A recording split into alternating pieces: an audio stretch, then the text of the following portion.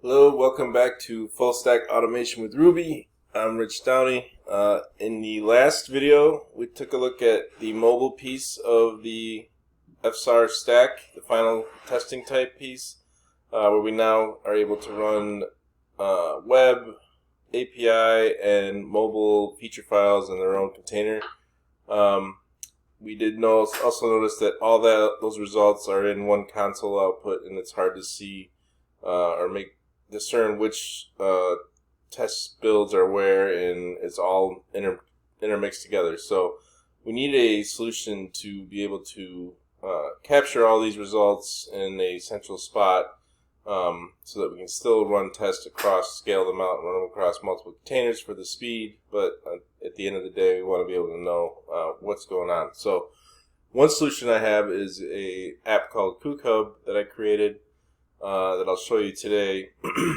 We're just going to sign in, and I have my rich plus fsar Cukehub user here, and just follow these simple instructions to get started. We're going to first need the name of the app. I'll just call it Full Stack Automation with Ruby, or let's just do fsar to keep it short. We have an API key here. We can't see it yet because we haven't created the key. We have a couple of links that we can add to our repository, our code repository if you like, or our CI server, which later on in the app makes it easy to link out to those if we need to. But I'm just going to skip over those for today, and let's just get started. So once we create the fsar app, we see some instructions here. We need to add the Cukehub gem to our gem file. So let's go ahead and do that in our app here.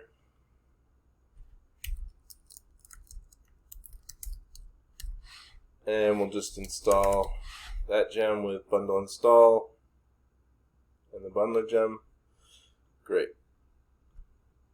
We have the Cukehub gem, so now we can require it in our features support.m. So let's go there.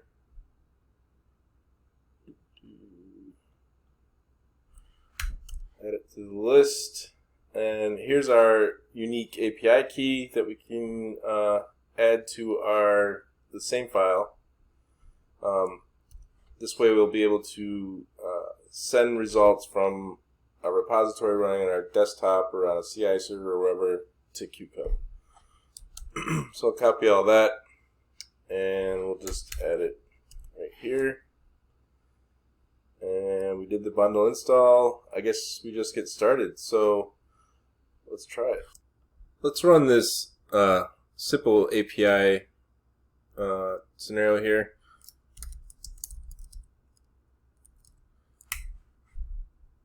And when we run that now with Cukehub wired up, we can come up here into our app in Cukehub, and if we do a refresh on the page, we should see the result less than a minute ago.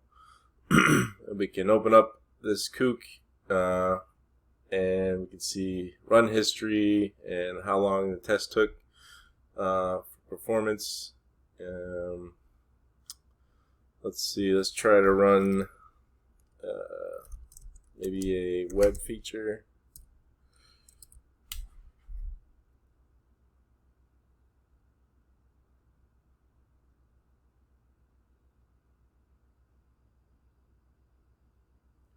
So those are running in headless browsers.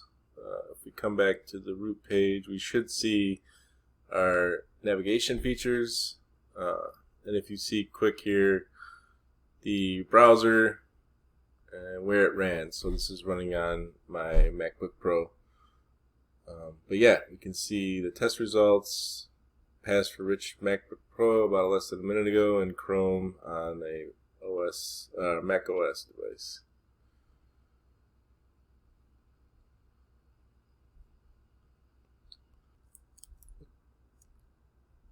Alright, let's try running everything. We have our containers running, so if now when I do rake build fsar, running our web, API, and mobile scenarios, we won't have to make sense of all the output we see in here in our builds, but we can come up here and see results being stored in Cukehub.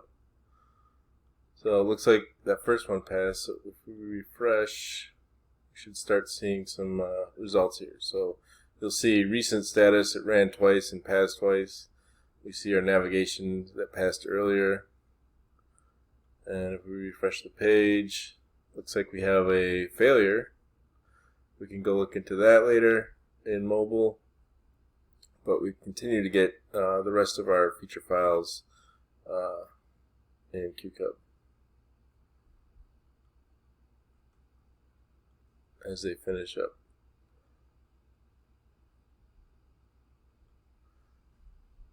There's some other features. We can sign up for different email notifications, whether you want them off or for each notification or repeated Cuke failures.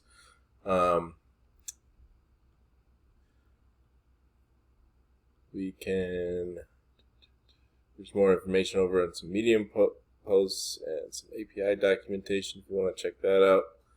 But yeah, we can invite friends or coworkers and collaborators around Cukehub features, and they can join in and see results there as well. So that's pretty much Cukehub. Thanks for watching.